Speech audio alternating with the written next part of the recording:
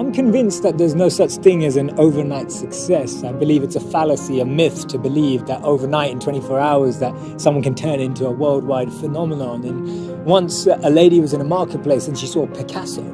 And she went up to Picasso and she said, "Picasso, can you draw me a portrait?" He said, "Sure, I'll draw you a portrait." He reached for a pen and paper and he, in 30 seconds, sketched an identical portrait of this lady, and handing it back to her, he said, "That will cost you $30,000. And she replied, she said, "Picasso, how can you charge me $30,000? That took you 30 seconds. He said, "It took me 30 years to be able to do that in 30 seconds.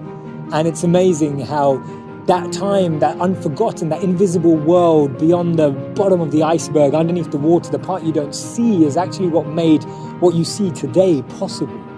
When you look at the definition of a failure in the English dictionary, it's defined by 3 words: lack of success. But that means we don't value learning. It means we don't value growth. It means we don't value experience and struggle. Our obsession with winning means that we're actually letting go of all of that which we could be learning at every single point. Since I was a young boy, I've been enamored with stories of failure, from biographies and autobiographies and books about people who changed the world and books about people who changed other people's world.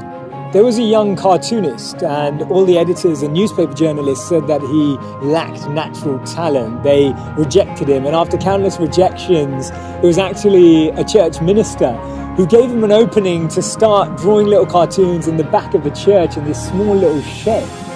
And this gentleman, he once saw a mouse running around, and believe it or not, that was the birth of Mickey Mouse. That was Walt Disney, that cartoonist who went on to win 22 Academy Awards. There was a young man who was actually cut from his high school basketball team. He went home, he shut the door, slammed it shut, and actually cried for the rest of the evening. And funnily enough, he went on to become a 6-time NBA champion, a 5-time MVP player in the NBA, and he's no other than the person we call Michael Jordan. And can you believe it, that the person who's revered as one of the best players of all time was missed? That coach missed him, it missed his potential, and I'd love to speak to that coach now and see what they think of that.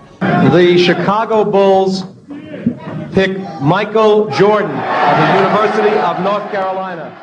Imagine this lady was told that she wasn't fit for television. She was told that she would never make it online or on TV. Her name's Oprah Winfrey. She became the most influential woman in the world. This has to be my favorite failure story of all time. I mean, his fiance died, he failed in business, he had a nervous breakdown, and on top of all of that, he failed and lost in 8 elections. He went on to be the 16th president of the United States of America. His name's Abraham Lincoln.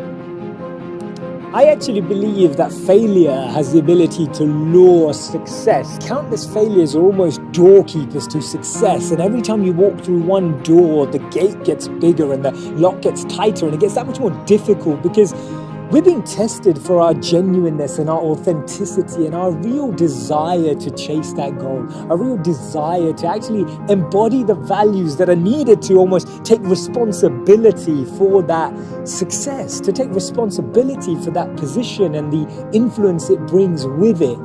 And therefore, if you've never failed, you've never really tried anything new.